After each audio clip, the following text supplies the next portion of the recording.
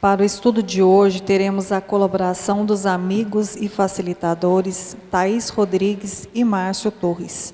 Passo a palavra aos facilitadores. Boa noite. Com muita alegria, mais uma vez nós estamos aqui, buscando o estudo da doutrina espírita. Lembrando a todos, como já disse a Ana, que o estudo é interativo. Aquele que quiser fazer uma pergunta, pode fazer qualquer tema, qualquer assunto, que dentro da nossa capacidade a gente vai tentar responder da melhor forma. É só levantar a mão, nas laterais estão nossos amigos aí, colaboradores, que vão com a prancheta e a caneta. Agradecendo também aos nossos amigos internautas que nos acompanham mundo afora, muito obrigado pela presença. E eu vou passar a palavra para a Thaís, que ela já vai responder algumas perguntas que nós já temos à mesa. E assim a gente vai dando sequência, tá ok? Bom estudo a todos. Então, boa noite a todos, boa noite aos internautas. A gente recebeu uma pergunta. O que a gente faz para deixar a pessoa que faleceu ir embora quando a gente ama muito? Eu acho que a gente pode começar a responder pela própria pergunta. Afinal, ela diz assim, a pessoa diz assim, que a gente ama muito. Com muito amor é que a gente consegue se desligar daqueles entes queridos que retornaram ao plano espiritual. Só com muito amor àquele ser, aquele ente. Que é por amor que a gente deseja que a pessoa continue o seu caminho, que ela continue a sua evolução. A gente já tem a capacidade de entender o amor, não um amor de posse, não um amor que trava, que aprisiona, A gente já pode começar a exercer e a trabalhar um amor livre, um amor que quer o bem, Que quer que aquela pessoa esteja no lugar apropriado à sua condição. Se chegou a hora dela retornar à casa, é porque ali é o lugar que ela deve estar. Ali é que ela deve estar naquele momento. O que não significa que estaremos distantes, separados, Porque onde se fez o amor, onde há o laço de união, onde se construiu um elo de amor, isso não se destrói, isso não se apaga. Mesmo estando em planos momentaneamente diferentes. A ligação permanece ali. Então, eu acredito que um exercício para a gente conseguir deixar que aquela pessoa vá sem a dor, sem o apego, porque o apego não acrescenta nada, ele só traz dor e sofrimento, ficando a lembrança, a saudade, que isso é próprio da gente, da nossa condição. É justamente tomando consciência que ele foi chamado a estar no lugar que lhe é próprio, naquele momento. E que nós também retornaremos um dia e assim estaremos todos reunidos, Porque não nos afastamos daqueles que nós verdadeiramente amamos. Então, eu acho que é através do cultivo desse amor. E pedindo aos nossos guias, aos nossos auxiliares, que nos aquiete o coração, que nos dê entendimento, pedindo que dê tranquilidade à pessoa que foi e a nós que ficamos, para que a gente consiga passar esse luto, esse momento de dor e de distância, que traz muito sofrimento mesmo, mas que a gente possa atravessar esse momento com mais serenidade, com mais harmonia, para nós e para aqueles que foram. Então, eu acho que é por aí, pedindo sempre a ajuda dos nossos guias, daqueles que olham por nós, pelas nossas famílias, para nos aquietar o coração e nos trazer entendimento. Até termos capacidade, estarmos estruturados para, quem sabe, nos reunirmos de novo, durante o sono, se assim for permitido, se assim for possível, para que nós estejamos juntos novamente, com a graça de Deus. Então, cultivando o amor que há entre nós. Lembrando também, Thaís, que o fato de estar desencarnado não quer dizer que ele está distante, E também não faz dele um santo, porque muitas vezes a gente perde uma pessoa querida e acha que ele já está do lado direito de Deus, podendo fazer tudo que pode para nos ajudar, eu peço, a gente escuta muito aqui na casa, meu pai morreu e eu tenho certeza que ele está me protegendo. Será que ele está dando conta de se proteger já? A gente tem que entender que quando a gente falece, não muda uma vírgula sequer. Nós continuamos exatamente o que somos. Então, quando um parente desencarna, é o que a Thaís falou, a gente tem que orar, agradecer o tempo que passou junto, pedir a ele que ele se fortaleça, para quando chegar a minha hora que ele possa vir até me receber também, né? Dizer para ele que aqui está tudo bem, você cumpriu sua missão, não preocupa com a gente agora não, agora vai tomar conta de si mesmo aí e tal. É assim que a gente liberta as pessoas. Porque inverte. Imagina, eu morri. As pessoas que me amam ficam assim, por que você foi? Vem para cá, você não devia ter ido, me ajuda. E eu não posso ajudar? Imagina que angústia, que sofrimento. Né? Então a gente liberta, é assim. Vai com Deus. Acabou seu tempo aqui, bacana. Eu sei que você está próximo, um dia nós vamos encontrar. Tá? É natural que a gente chore. Nós temos que chorar mesmo. Para lavar a alma, para pôr para fora essa tristeza dessa separação temporária. Porque ficamos tristes mesmo, isso é natural. O que nós não podemos é entrar em desespero. Mas chorar de saudade é salutar. Mas chorar lamentando, aí o desencarnado vai sentir, vai sofrer. Então essa libertação se dá assim. Vai com Deus. Muito obrigado pelo tempo que você passou. Está tudo bacana agora é por nossa conta, não preocupa não. Fique em paz. Achar que chegar a minha vez a gente encontra novamente. Né? Você quer falar alguma coisa ainda, Thaís? Não, porque quando você estava falando, eu pensei assim, a gente, né, cria uma revolta, né? E é um choro com revolta e às vezes até blasfemando, né? E a gente pergunta, por que eu, né? Tomando posse de todo o nosso orgulho, né? Porque eu, por que não eu, né? Se é uma coisa natural da vida, se todos vamos passar. Porque eu perdi meu filho, porque eu perdi minha mãe, por que não eu, se é natural da vida que nós deixemos esse corpo e voltamos para o plano espiritual, né? Então, acho que também é um exercício de domar o nosso orgulho, porque às vezes pode ser muito difícil de se desfazer, né, da presença de um ente, muito baseado no nosso orgulho. Eu não podia passar por isso, mas por que eu passo por essa dor, né? Que todos nós passaremos, porque é natural da vida, uma hora estarmos aqui, uma hora estarmos lá. Então, também um exercício da gente procurar entender por que dessa revolta, por que dessa blasfêmia, e trabalhar e domar esse orgulho, né? Que se manifesta muito nessas horas. Muito bem. Tem uma pergunta aqui, a pessoa fala assim, o que o Evangelho segundo o Espiritismo nos explica sobre o espírito encarnado evoluir com uma doença anorexia? Bom, para começar, o Evangelho não cita o nome da doença, né? A doutrina fala para a gente é que a doença não existe, existe o doente. Todas as doenças começam no nosso desequilíbrio. Né? Todas elas começam no nosso desequilíbrio. Então, a doença já é o expurgo do desequilíbrio do espírito. É a cura. A doença é a cura do ser espiritual, mesmo que ele vá falecer com aquela doença. Né? Porque a morte não existe. Então não adianta, não precisa a gente ficar explicando isso sempre, né? A morte é só o retorno para o nosso verdadeiro lar. Então a doença começa nos nossos desequilíbrios, todas elas. Mas e uma criancinha que, né, tem idade, ela tinha uma vida lá atrás. Se ela já nasceu com uma doença, foi causada pelo desequilíbrio anterior. Lembra que a nossa vida é justamente o resgate, a reconstrução de nós mesmos dentro daquilo que nós construímos. Né? A anorexia, ela é uma doença causada pelo desequilíbrio de uma pessoa.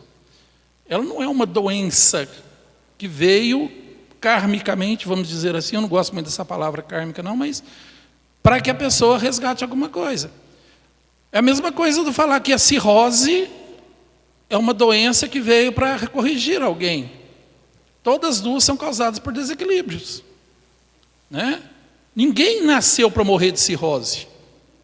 Ninguém nasceu para morrer de cirrose. A cirrose é causada por um excesso de bebida alcoólica por opção daquela pessoa. A anorexia, ela começa rejeitando alimento por uma questão de estética, para ficar magrinha, para ficar elegante e tal, e por algum desequilíbrio, aquilo acontece e ela vai cada vez mais rejeitando a comida, mesmo sentindo a necessidade da fome, e entra num desequilíbrio total. Então, ela causou a doença também. Né? Então, o que a gente tem que entender é que nenhuma doença foi motivo de natural, vamos dizer assim. Não é uma coisa natural que eu tenho que passar por essa doença. Existem algumas doenças predispostas? Sim, existe. Família tem predisposição àquela doença. Mas por que eu estou nessa família então? Alguma coisa, você não nasceu ali por acaso. Você precisava passar por isso também, para que você nascesse ali, para ter essa predisposição a determinada doença. Por causa de problemas passados. Tudo aquilo que a gente não consegue achar uma resposta na vida atual, com certeza foi causado em vidas passadas. Nada acontece por acaso. Nada. Nada acontece se eu não tiver uma pendência com aquilo. Porque senão onde estaria Deus para me proteger? Como eu posso confiar num pai que não me protege, que não guarda por mim? Então o que eu preciso entender é que Deus me protege de tudo, mas não me protege de mim mesmo. A mim Ele deu o livre-arbítrio, o direito de escolher. E eu sou fruto das minhas escolhas. Simples. Desequilíbrios psíquicos, doenças. Tem uma frase milenar, lá 5.000, 6.000 anos atrás, sei lá. Ela fala assim, mente sã e corpo são. Olha você ver, há milhares de anos atrás, eles já sabiam que mente desequilibrada causa doença. Mente sã e corpo sano, não é assim? Uma coisa assim parecida assim. Mente sã e corpo são. Então, as doenças, vai ensinar alguma coisa para esse espírito? Vai, lógico. Lógico que vai. Vai ensinar, se não nessa vida ainda, na próxima, que ficar sem uma boa alimentação mata. Se você der mais atenção à sua estética, vai te causar problema. Nós temos que cuidar do corpo? Sim. É bacana parecer saudável, bonito, maravilhoso, quem não gosta? Mas o principal somos nós, espíritos imortais, que sobrevivem ao corpo. É o meu conhecimento, as minhas atitudes, as minhas palavras, as minhas ações no bem. É isso que me faz ser belo. Ser belo. Corpo acaba. E beleza tem data de validade, todo mundo sabe disso. Nós que já passamos aí dos 15, uns 20, a gente sabe que as ruguinhas começam a aparecer, a gente lá vai tomando uma forma assim meio que barril, as coisas já não são mais daquele jeito, mas isso não importa, porque o que importa é o que eu sou. E quando a pessoa não constrói-se bonita por dentro, quando a beleza física acaba, aí ela não tem mais nada a oferecer. Aí entra em depressão, em desespero, E por quê? Porque estava ligado a um visual, uma estética. E aquilo já não existe mais. E o que segura as pessoas junto de nós são o nosso caráter, é a nossa moral, é a nossa brandura, é a nossa doçura, é a nossa humildade. E se eu não conseguir construir isso, eu fico só. Ok? Espero ter respondido. Vamos para a próxima. Segundo o Espiritismo, esta doutrina é o consolador prometido por Jesus. Porque só veio se concretizar tanto tempo depois? A doutrina tem 100 e poucos anos. Cristo disse que mandaria o Consolador tem mais ou menos 2.000 anos. Vamos começar pensando o seguinte. Imagine que uma criança entre nós, na pré-escola, e chega lá na escolinha dele, o professor que está esperando por ele é um professor que fez mestrado, que tem doutorado, e vai falar para aquela criancinha de 3, 4 anos que está começando a vida escolar, como se estivesse dando aula numa universidade. Essa criança vai absorver alguma coisa? Não. Vai entender alguma coisa? Não. Ela está pronta e madura para receber aquela aula? Não. Então, isso é a gente nem cogita essa possibilidade de pegar um professor graduado para dar aula numa universidade e fazer ele dar a mesma aula para criança de 3 anos. Aí, imaginemos nós, logo depois da vinda do Cristo, né, quando ele disse que o Consolador viria, se o Espiritismo batesse as nossas portas que estávamos vivendo lá naquela época, nós teríamos capacidade de entendimento? Será que nós assimilaríamos como hoje a gente já tem ainda dificuldade de assimilar a mensagem? Se ainda não nos é muito fácil pegar nem todos os livros da codificação e consegui-los estudar, às vezes, sozinho, a gente já tem dificuldade de assimilar. A gente está precisando ainda muito um dos outros, da experiência do outro. Imagina se isso acontecesse lá atrás. Então, a natureza não dá saltos, e assim também a espiritualidade não trabalha no planeta Terra dando saltos. É tudo gradual, de acordo com o estágio que a humanidade está. Quando começou a começar o trabalho de Jesus na Terra, quando ele recebeu o chamado de vir ser o tutor deste planeta, que já começou lá atrás, com espíritos missionários que antecederam a ele, para preparar o ambiente, para preparar a sua estadia aqui, é tudo feito de acordo com o estágio que aqueles homens que ali se encontravam estão.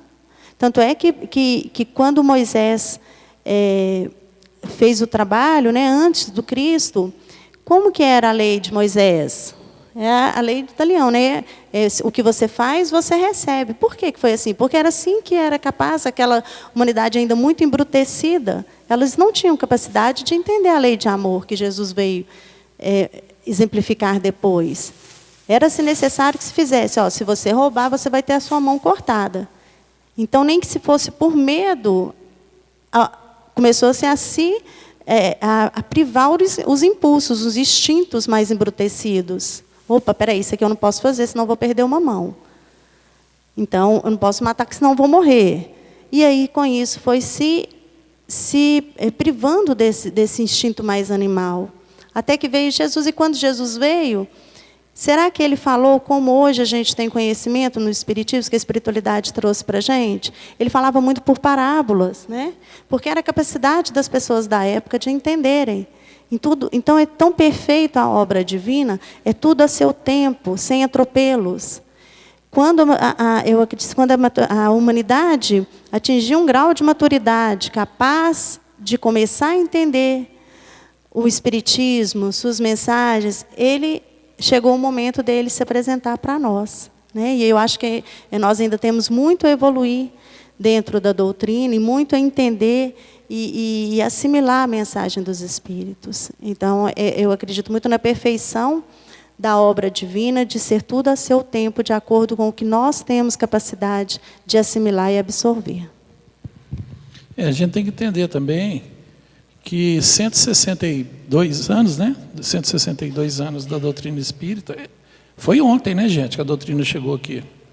Né? Se a gente for olhar em matéria de humanidade, é muito recente. Jesus trouxe o Evangelho há 2000 anos. Nós entendemos ele? Hoje, depois de 2000 anos, a gente pode falar assim, eu entendo o Evangelho do Cristo. Não dá. Não é? Então, igual a Thaís bem explicou, precisou-se esperar uma certa maturidade da raça humana para que o Consolador pudesse vir.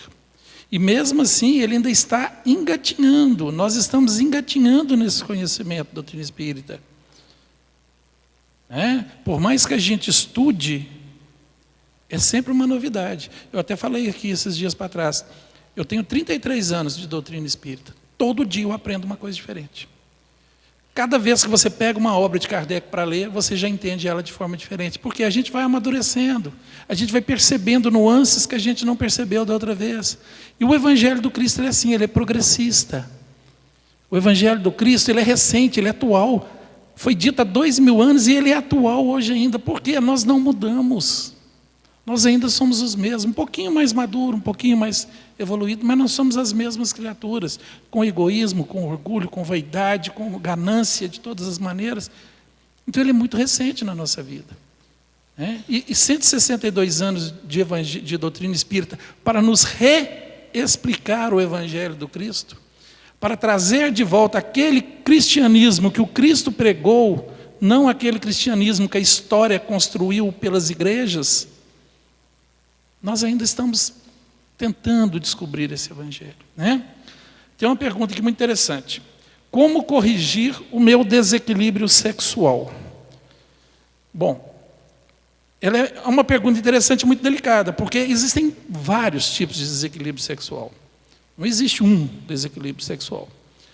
Então, o que a gente pode dizer?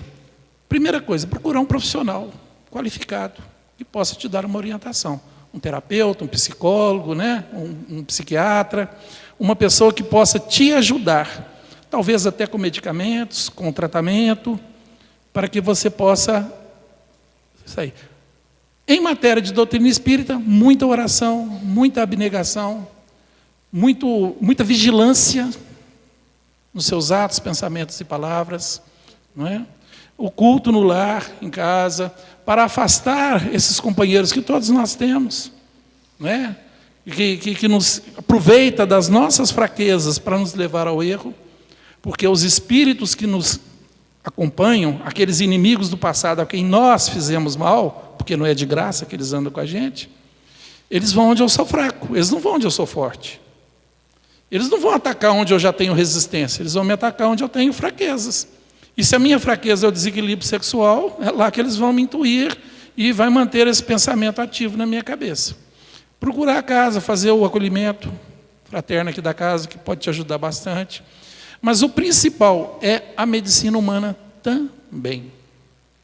Não abra mão da medicina humana, porque nós temos muitos profissionais qualificados que vão trabalhar você, diagnosticar o que está te causando. Isso pode ser um desvio lá da infância, alguma coisa do passado, né? Então isso tudo tem que ser trabalhado, é uma coisa muito ampla, tá ok? Vamos lá. Como a espiritualidade age em países como a China, onde existem taxa de natalidade, e onde as religiões são tão diferentes das nossas, onde tantos deuses eles cultuam? Antes de responder, vamos lembrar, não sei se algum de vocês já leu Transição Planetária, do Manuel Filomeno de Miranda, e logo no começo do livro, ele, no plano espiritual, ele é chamado a participar de uma missão, né, aqui na Terra. Ele integra uma caravana que vem participar dessa fase de transição que o planeta se encontra. E o grupo dele fica responsável por acompanhar, quando teve aquele tsunami, né, na Indonésia, e justamente eles foram chamados para acolher aquelas pessoas que estavam desencarnando ali, aqueles que ficaram encarnados. Então, desde lá do plano espiritual, eles já estavam acompanhando o que vinha acontecendo naquela região. Pois bem, quando eles chegam lá, e são tomados, né, porque aquela multidão de gente desencarnando, e a grande maioria de outra religião, sem conhecimento da realidade espiritual, sem realidade da continuidade da vida. Então, eles se deparam com muitos espíritos nessa situação, presos e atados ao que foi ensinado na doutrina que eles frequentavam. Então, tinha muito espírito agarrado ao corpo material, esperando os anjos, esperando que tocassem trombetas, esperando os deuses, cada um preso naquilo que lhe foi dito como verdade. E qual foi a atitude da espiritualidade que estava ali trabalhando? Houve distinção? Houve esses nós vamos socorrer, esses não? Aqui acredita no espiritismo, aqui não? Claro que não. Porque religião, a divisão da verdade, né, em religiões, em crenças, isso é humano. Isso veio da interpretação de cada região. Isso não foi feito lá na espiritualidade. Vamos dividir o planeta, aqui nessa parte vai ser isso, aqui nessa parte vai crer nisso. Não, isso é humano. Né? E isso, para eles, para quem trabalha nos socorrendo, nos auxiliando, não faz diferença alguma.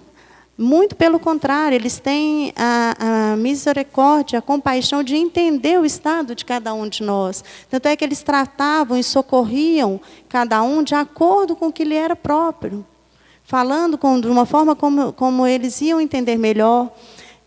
Foi integrado junto na caravana um padre, um jesuíta, para que tivesse mais familiaridade. E ele veio vestindo as vestes de sacerdote, para aqueles que eram do cristianismo se reconhecessem ali, que eram católicos, e se sentissem mais acolhidos. Foi levado pessoas que viveram ali naquela região e eram muçulmanos e podiam falar mais propriamente com quem estava desencarnando. Então, todo esse cuidado, né, esse amor por nós que a espiritualidade tem em todo momento. Então, é importante a gente ver, como ele pergunta assim, e onde as religiões são tão diferentes, o amor de Deus, o amor de Jesus por todos os seus tutelados é o mesmo, independente do caminho onde que a gente se acha mais familiarizado para vivenciar, para aprender, para desenvolver nossa moral, nosso amor. Então, essa divisão é nossa, e infelizmente, através dela, a gente vem passando por guerras, por destruições, em nome dessa divisão de religiões. E que, para a espiritualidade, o que interessa é um ser que está ali, é um indivíduo, é um tutelado do Cristo, né? E não um muçulmano, um espírita, um ateu, um católico, né? Essa divisão é nossa. E quanto a como a espiritualidade age em países como a China, cada país, cada localidade vai ter espiritualidade que lhe compete, que seja mais útil, que possa trabalhar no que aquele aglomerado de pessoas ali mais necessitam. Né? Então, mesmo tendo a taxa de natalidade, é tão complexo o processo de reencarnação, é tão perfeito, né? Os espíritos que ali trabalham programando a nossa reencarnação e o lugar em que viemos, de acordo com a necessidade de cada um, isso é tão complexo que até é dificuldade para a gente de assimilar, porque a gente não tem nem capacidade de entender como que isso funciona tão perfeitamente. Mas claro que há ali a presença da espiritualidade agindo na necessidade de cada um que vai reencarnar naquele lugar, naquele país. E ela encontra os meios necessários para fazer com que reencarne ali, quem ali precise reencarnar, independente das nossas leis, né? A espiritualidade age por nós em todo momento, em todos os lugares.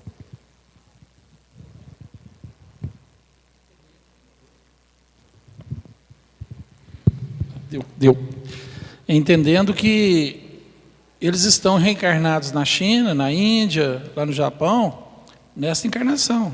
Na próxima, eles podem estar aqui no Brasil, aprendendo cristianismo, aprendendo o espiritismo, né? Ou aprendendo outras religiões qualquer.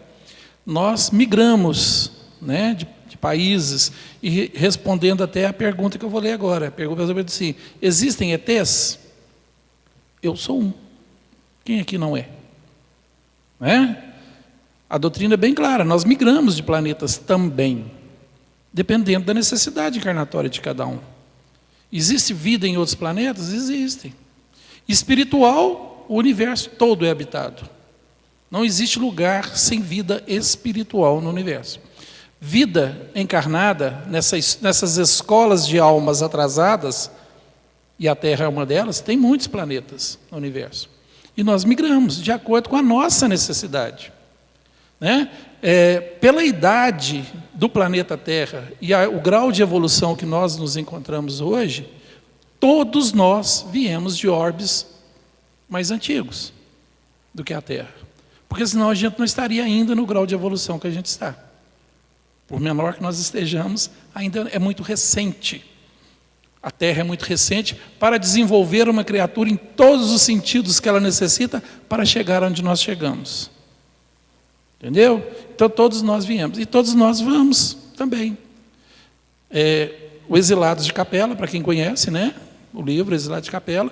E também agora, como nós já estamos passando pela semeadura, né? A separação do joio e do trigo, quer dizer, como nós já estamos passando por esse período, aqueles seres que hoje coabitam conosco o planeta Terra e não estiverem em condições de prosseguir, não vão ficar mais aqui, vão para planetas mais antigos um pouco, para ter uma nova oportunidade de recomeçar lá. Né? Porque Deus não desfaz de ninguém. Ninguém vai deixar de existir, por pior que seja. Deus é um Pai de amor. Deus é um Pai de amor. E por mais bruto que eu seja, Ele sempre vai me dar oportunidades de me amansar. É isso que a gente tem que entender. Então, existem até sim. Se estão nos visitando ou não, eu, o Márcio, falando em meu nome, não em nome da doutrina, eu acredito que sim. Há milhões de anos. Eu acredito que sim. Tá? Mas, que diferença faz? E se estão vindo, podem ter certeza, estão vindo para nos auxiliar. Porque o que eu entendo, dentro do aprendizado da doutrina espírita, é que nós necessitamos de duas asas para voar. A asa da moral e a asa do conhecimento. Para que eu me eleve, eu tenho que desenvolver as duas, porque senão eu não bato asas. Se eu desenvolver só a moral, eu vou ser um ser bom, mas não vou ter conhecimento. Se eu desenvolvo só o conhecimento, eu vou ser um ser muito capacitado, mas eu não tenho moral. Eu posso inventar armas de guerra, bombas, né, de todos os tipos, a gente vê isso acontecer aí. Pessoas que têm inteligência que usa para o mal, né, que desenvolve tecnologias para prejudicar outras pessoas, porque desenvolveu só um lado. Eu acredito que se Deus permite que existem seres que conseguem atravessar uma galáxia inteira, eles já devem estar num grau de evolução muito, muito grande. Eles já devem ter as duas asinhas boas para voar. Então, se vem para nos auxiliar. Só que eles não podem interferir. Eles não podem interferir. E eles já têm essa consciência de que não podem interferir. Podem nos ajudar de outras formas, mas interferir diretamente ainda não, porque nós não estamos preparados. Como o Espiritismo trata uma pessoa que contraiu HIV em vida? Como fica o espírito após a morte? Logo no começo, né, o Márcio falou assim, que a gente tem que ter o entendimento já que a morte não nos torna anjos, não nos torna nem melhores, nem piores. Como eu estarei ao desencarnar? Como eu estou hoje, com os meus sentimentos, com os meus pensamentos, com as minhas condições e também com as minhas condições de saúde. Né? Se eu estou sofrendo muito aqui com dores, com o corpo físico muito desgastado, o desencarne não me dá imediatamente livramento disso. Eu vou passar um tempo ali até me desfazer dessas sombras, desse resquício que ficou no meu perispírito. Né? Nós temos o corpo físico e o perispírito, eles estão ligados. Tanto o perispírito interfere no meu corpo físico, quanto o corpo físico também deixa marcas no meu perispírito. Se eu me degradar aqui durante toda a minha existência, fazendo abusos de todas as sortes, isso vai chegar num ponto de interferir no meu perispírito. E ao desencarnar, eu vou me encontrar com os efeitos desses desgastes que eu causei. Então, se eu tive não só o HIV, mas uma doença tão séria, né, tão grave no corpo físico, com toda certeza, ao desencarnar, eu vou continuar tratando o meu perispírito. Eu não vou sarar ao desencarnar imediatamente. Né? Eu vou precisar de um tempo ali. A gente tem conhecimento através das obras. André Luiz mostra muito isso para a gente, das enfermarias, né, dos hospitais, dos espíritos sendo tratados de acordo com o mal, a doença que eles chegaram ali. Né? Só que da forma que eles têm capacidade, com o conhecimento que eles têm do lado de lá. Agora, como o espírito fica após a morte, aí, independente dele ter HIV ou ter outra doença ou não ter nenhuma doença, não tem uma resposta de como a gente vai se encontrar depois da morte. O que eu sou, o meu pensamento, o meu sentimento vai me levar para um lugar propício à minha condição. Eu vou me levar, eu vou me afinizar no ambiente que me é próprio. Então, eu não posso afirmar que uma pessoa com... A gente pode ter duas pessoas passando o mesmo mal, né, de doença, o mesmo mal aqui na Terra, e ao desencarnar, uma vai se encontrar numa situação, outra noutra.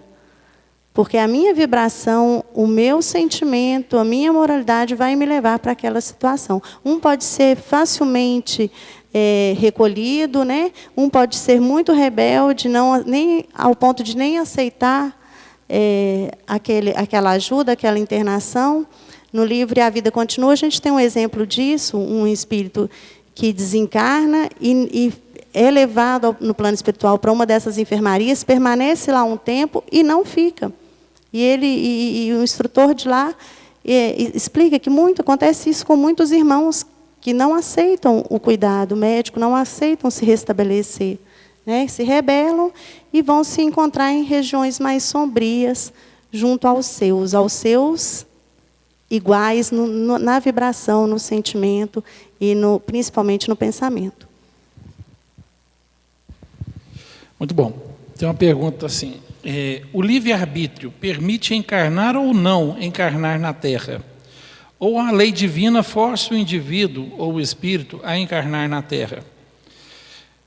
O que existe é uma lei de atração, né? Uma afinidade. Nós estamos onde nós estamos em sintonia, com similaridade.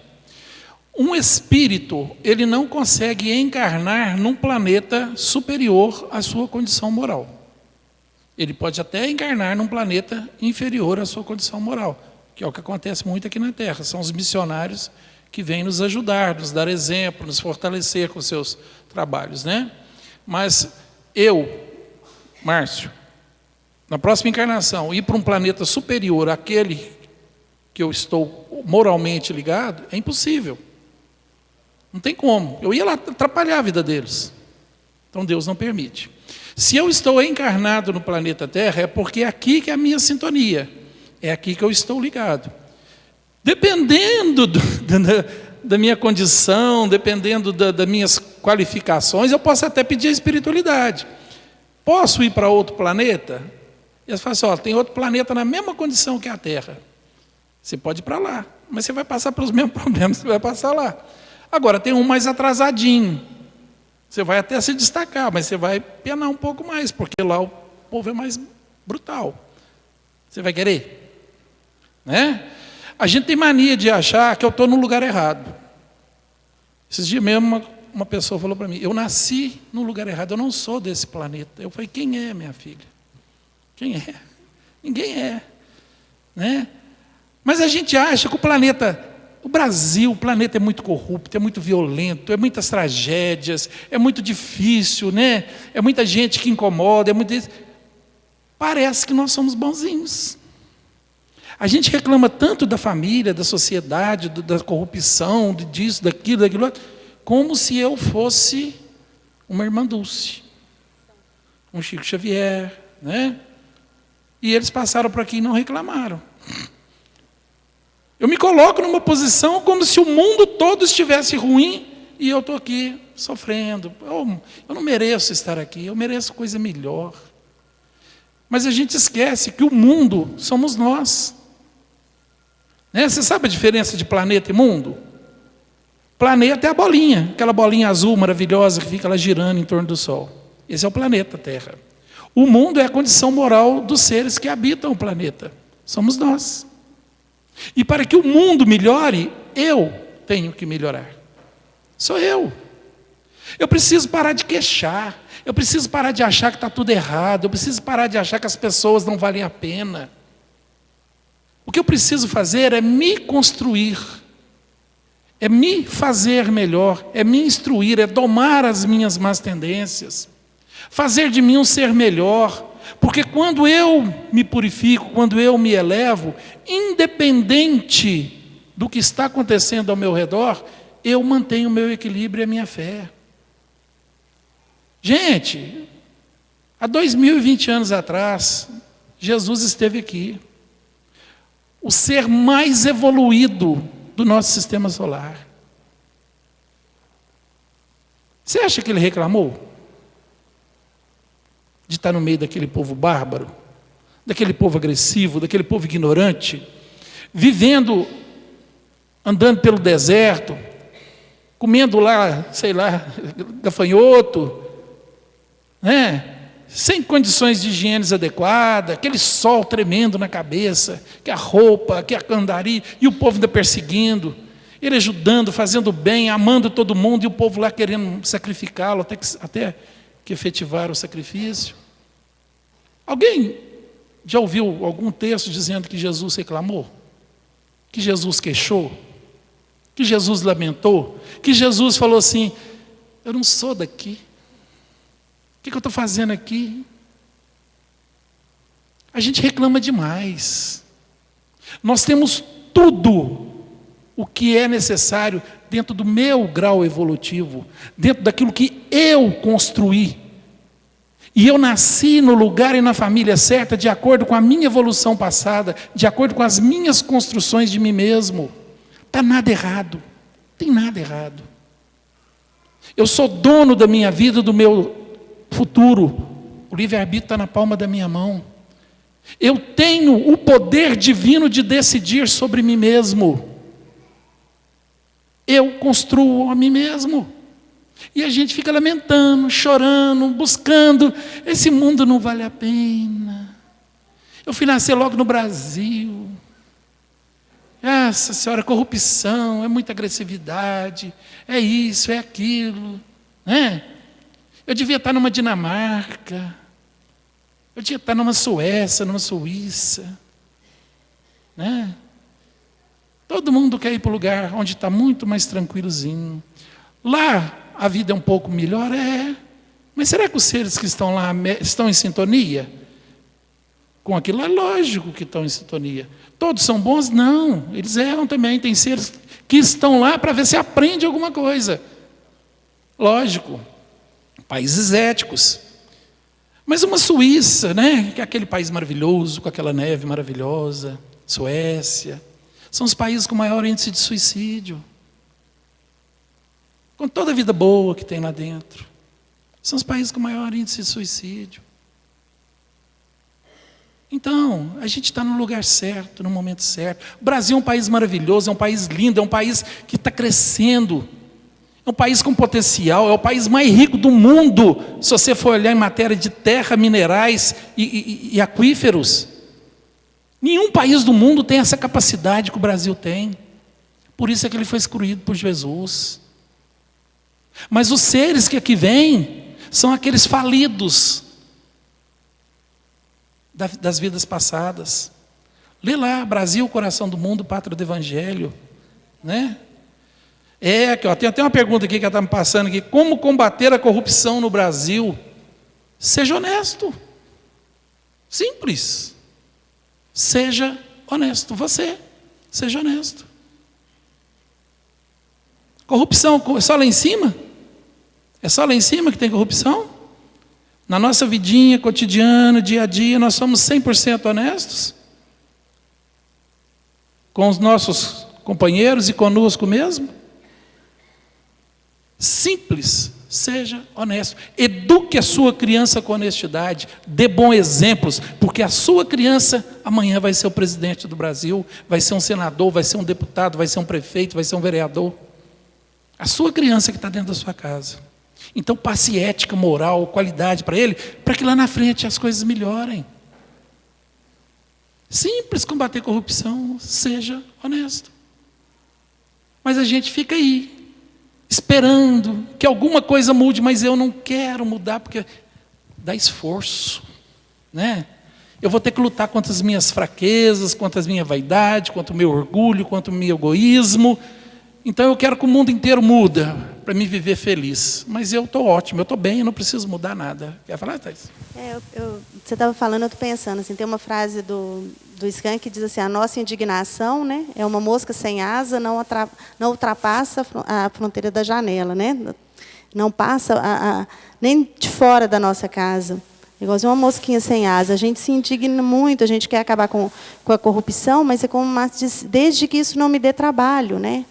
Porque a gente reclama dos nossos governantes, mas poucos de nós, nem para ir fazer uma presença, às vezes, numa reunião da Câmara, para ver o que está sendo votado, para discutir, para acompanhar quem a gente votou. A gente nem lembra em quem a gente votou, às vezes, na última eleição.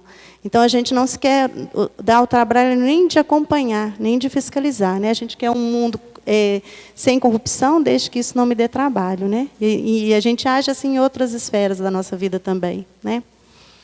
A próxima pergunta: pode explicar a relação do espírito com o desequilíbrio que leva ao adoecimento do corpo? Interessante que hoje tiveram muitas perguntas, né, relacionadas à doença. Então, vamos lá.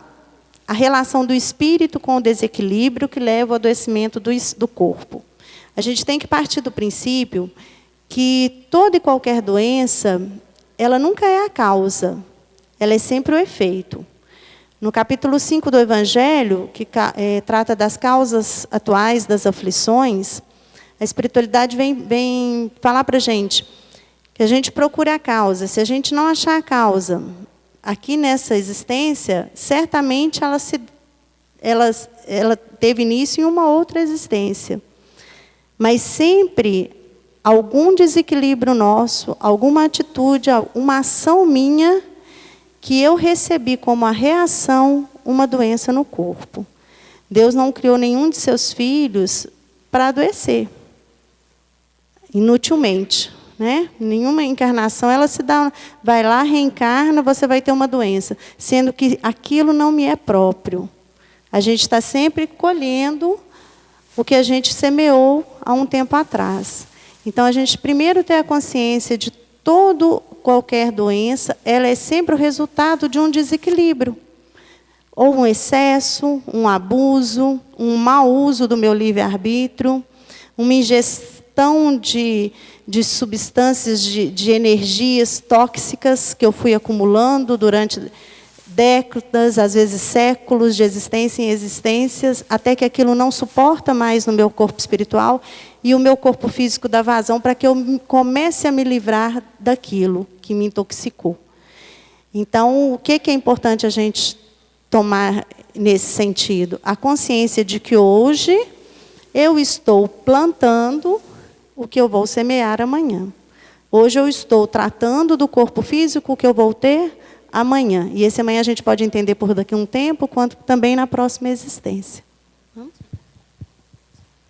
Então, a gente quer agradecer, né, a todos os presentes, aos internautas, as perguntas que nos foram trazidas. Espero ter colaborado e que a gente se reúna numa próxima oportunidade. Muito obrigado a todos pelo carinho, a paciência. Desejo a vocês uma excelente palestra com essa moça maravilhosa, tá? E que tenham um retorno às suas casas com muita alegria e paz. Fiquem com Deus. Obrigado aos internautas.